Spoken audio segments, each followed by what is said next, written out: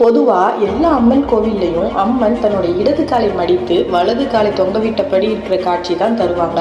ஆனால் இந்த அம்மன் இந்த அண்ட சராசரத்தில் ஆக்கலும் நான் தான், அழித்தலும் நான் தான், நானின்றி ஓரணுவும் அசையாது அப்படின்றதுக்காகவே தன்னோட வலது காலை மடித்து இடது காலை தொங்கவிட்டபடி காட்சி கொடுத்துருப்பாங்க.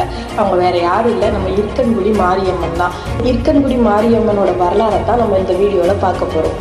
விருதுநகர் மாவட்டத்தில் இருக்கிற இந்த இருக்கன்குடி மாரியம்மன் கோவிலோட வரலாறு தெரியறதுக்கு முன்னாடி இந்த கோவிலுக்கு வடக்குலையும் தெற்குலையும் அர்ச்சனா வைப்பாறு அப்படின்ட்டு கங்கைக்கு நீராக சொல்லப்படுற 2 ஆறுகள் ஓடிக்கிட்டு இருக்கு.